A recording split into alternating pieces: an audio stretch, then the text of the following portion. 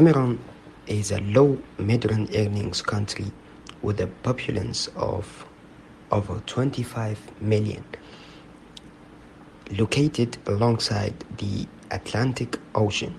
It shares its borders with the Central African Republic, Chad, Guinea, Gabon, and Nigeria. Two of its border regions with Nigeria, Northwest and Southwest, are Anglophone. Cameroon has generally been a stable country. This stability has encouraged more inflow of foreign direct investment into the country to explore its rich natural resources. Cameroon's political power remains mostly in the hands of President Paul Biya, who has been in power for over 30 years. Like many sub-Saharan African countries, Cameroon is faced with many political and economic problems such as corruption, poor technological advancement, high unemployment, and a generally poor standard of living. In terms of the economy of Cameroon, in the 2 decades following independence, Cameroon was quite prosperous. The government entirely concentrated on expansion of educational facilities, diversification of foreign production, selective industrialization, rural development, and the introduction of rural cooperatives.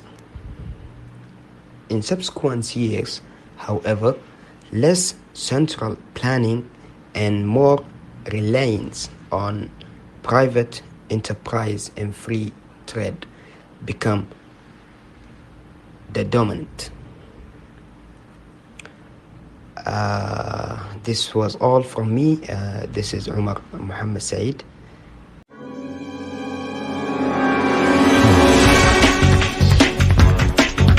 Moving on to the cross-cultural factors that result in cross-cultural race. First and foremost is the lifestyle of Cameroonians. Cameroon's population is made up of 250 ethnic groups with thousands of years of shared culture and tradition.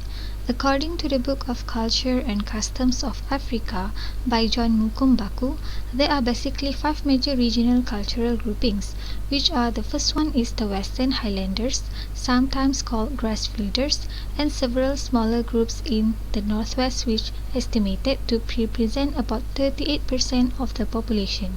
Second, the coastal tropical forest peoples and many smaller groups in the southwest, which consist of 12%. Third, the southern tropical forest peoples, which is 18%.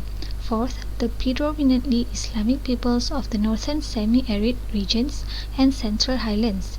Fifth, the non-Islamic or recently Islamic peoples of the northern desert and central highlands, which is 18%. Cameroon, however, has a long way to go with 48% of the population living in poverty. With this in mind, it is worth noting that poverty in the country is still primarily a rural phenomenon. Despite making up only about 45% of the country's overall population of 24 million people, rural areas are home to nearly 55% of the poor who lack access to stable employment and basic infrastructure. Furthermore, the other factor is food. Cameroonian food is one of Africa's finest cuisines. Every location has its own set of culinary customs. We should not expect the same dish in every region, or we can say for the country's eastern and western areas. The varying ingredients accessible in different places are mostly responsible for this variation. Local fruits and vegetables as well as fish are used in significant quantities in all of the recipes, which is one of the common factors. Besides that, Cameroon's staple foods differ from region to region based on the climate and what is available locally. Cameroonian cuisine is characterized by bland, starchy meals and served with spicy and sometimes with extremely hot sauces. Skewers of meat, fried and roasted fish, curries, and potpourri soups are popular. Corn, millet, and peanuts are some of the major foods in the northern portion of Cameroon. Root vegetables are more popular in the southern half of the country. Cameroon's location at the crossroads of the continents, north, west, and center explains why it boasts the most diverse cuisines in Africa. Furthermore, Cameroon's diversity is enhanced by the influence of French cuisine. Fish is the main source of protein in Cameroon. Meat is expensive and only used on exceptional occasions.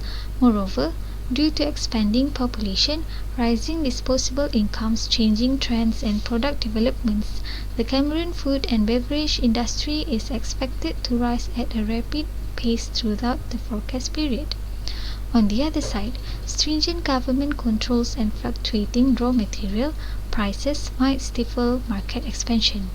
Last but not least, Cameroonians do still have their own ways of getting food instantly, such as a system called street food, where Cameroonians sell street food like fish, beef, fruits, etc. Thank you. My name is Nurale Shafa binti Shabudin and my metric number is 1911910.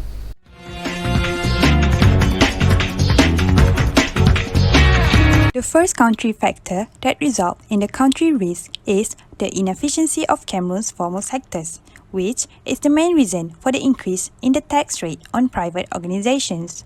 Referring to the statement from World Bank's Ease of Doing Business Index, Cameroon ranks 167 out of 190 among all countries in the world by taking an average of 13.5 days and 6 procedures in the process of forming a single business. There are actually quite a number of factors that contribute to the expansion or contraction of the private sectors in Cameroon, including, but not limited to, the tax declaration process and tax collections. It is important to note that both the process of declaring taxes and the procedure of collecting taxes are frequently accompanied by a great deal of bureaucracy, which has the potential to make the entire tax system a significant barrier to the unrestricted operation of the private sectors due to the absence of an environment that is sufficiently enabling to the potential external investors such as Ramlis Burger. Hence, high tax rates due to the inefficiency of the formal sectors has a long-term negative and significant impact on economic growth in Cameroon, since when the tax revenue increases by 10%, economic growth also decreases by 9.57%. To conclude, despite the fact that increasing private investment by 10% can boost Cameroon's economic growth by the same percentage in the long run, high taxation constraint, however, will reduce the desire of companies such as Ramlis Burgers to invest in Cameroon. Second country factor of Cameroon is the insufficient infrastructure that resulted in limitation of its FDI growth. Poor infrastructure limits access to both local and international markets, and the competitive position of a country is determined by its transportation costs, tariffs, and access to a new market. Given that investment decisions are influenced by the availability and quality of infrastructure, it is vital for Ramlis Burger to firstly evaluate whether Cameroon's infrastructure can be of help in marketing their business there. Enhanced telecommunication infrastructure, for example, can reduce transaction costs, while great railway network or highway roads is vital to coordinate cross-border activities.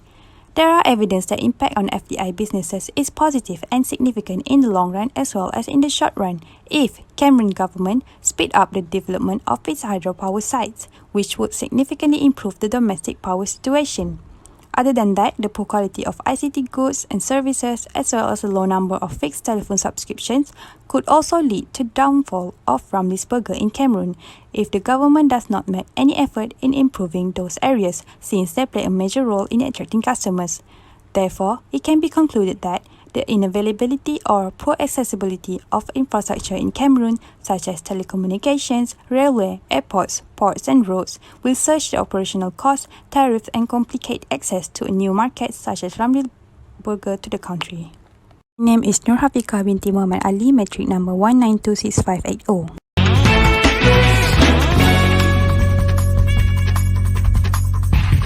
The currency and financial issues in the Cameroon. Fitch Rating has affirmed Cameroon's long-term foreign currency issuer default rating (IDR) at B with a stable outlook. Cameroon's B IDR reflects a moderate debt level. Fixed expectation that Cameroon will progress a fiscal consolidation and the economic rebound after the pandemic shock. This is balanced against low governance and development indicators and security challenges in the Anglophone and Northern region which are affecting credit metrics. Cameroon's public finances recorded only a mild deterioration due to pandemic shock, owing to a contained fiscal response and financing constraint that acts a brake on spending. Expenditure related to COVID-19 was 0.7% of GDP in 2020 and 0.5% in 2021, and is likely to remain similar in 2022 with larger planned purchases of vaccines, while revenues were impacted by tax relief related to the pandemic. Meanwhile, near and medium-term financing risks are modest. Fitch expects Cameroon to meet its financing needs in 2022 and 2023 through external project loans and domestic financing along the official creditor budget support loans. Cameroon signed a 3-year arrangement with the IMF under the Extended Credit Facility and the Extended Fund Facility. The program will provide fund of 0.3% of GDP in 2022 and 2023, which will catalyze additional official creditor support. If you look to the financial and administrative incentive, Cameroon offer goods incentive for businesses. For example, number one, the right to open account in local and foreign currency in the Republic of Cameroon and carry out transaction. Number two, the right to freely collect and retain overseas fund, purchase or borrow from abroad and make free use of such fund. Number three, the right to freely collect and retain abroad revenue related to their transaction, dividends, and any kind of capital invested as well as proceed of any nature from liquidation or realization of their asset. That's all from me. My name is Muhammad Hasif bin Hussein and my metric number is 1819267.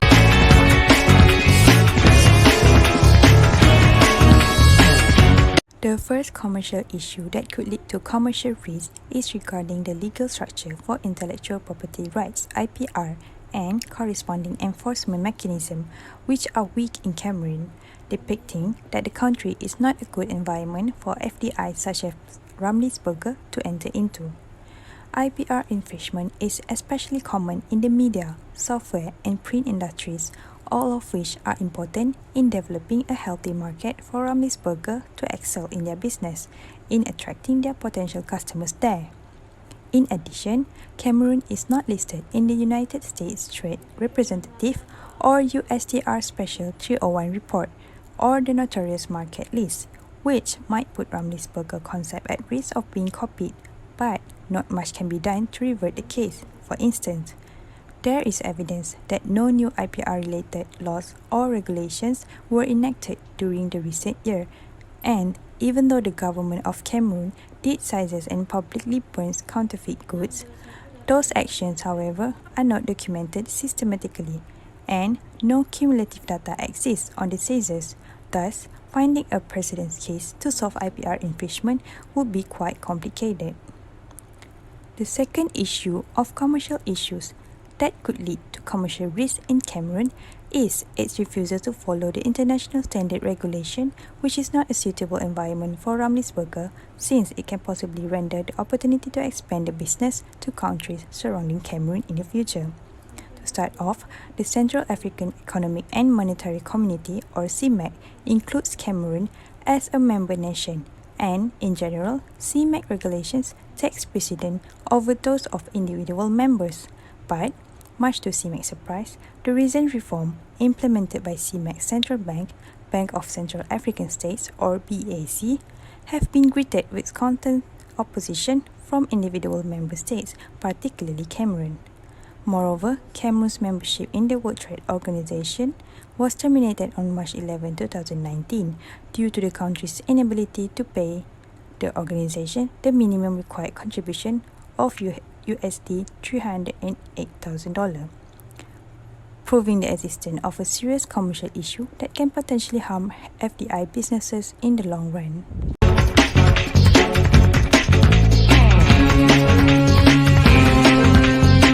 Should Ramli invest in Cameroon? In our opinion, Ramli should not open their business in Cameroon based on the four risks that we had discussed before this. For cross-cultural risks, we can see that 48% of the population in Cameroon is still living in poverty. In addition, most of the 55% of them lack access to stable jobs and basic infrastructure. With the residents that have low purchasing power, it will be difficult for Ramli to sell their product at a profitable price. In terms of country risk, there is inefficiency in Cameroon's formal sector, which will lead to high tax rate on private companies. How come Crumbly want to sell their product with a cheaper price while the expenses are higher? For example, we can see the unavailability or poor accessibility of infrastructure in Cameroon, such as telecommunication, railways, airports, ports, and roads. Due to this, it will research the operational costs, tariff, and complicate access to the Cameroon market. In terms of the currency and financial issues, even though Fitch Rating has affirmed Cameroon's IDR at B with a stable outlook, Cameroon ranks near to the bottom of the World Bank's Doing Business report, ranking at 167 out of 190 countries in 2020. In Transparency International Corruption Perception Index, Cameroon ranks 149 out of 180 countries in 2020. Delays in project completion and financially struggling state-owned enterprise add to the problem. Almost all business transactions require senior-level government approval, making for a cumbersome process susceptible to political influence and corruption. Small and medium-sized have a very high challenge to open their business in Cameroon due to poor infrastructure, a slow and burdensome in civil service, and regulatory regimes that have lack of transparency. Even minor procurement decisions require minister-level approval. Meanwhile, having a local partner is must for companies hoping to do business in Cameroon. Due to this risk, we believe that Ramli should not open any of their business operation in Cameroon.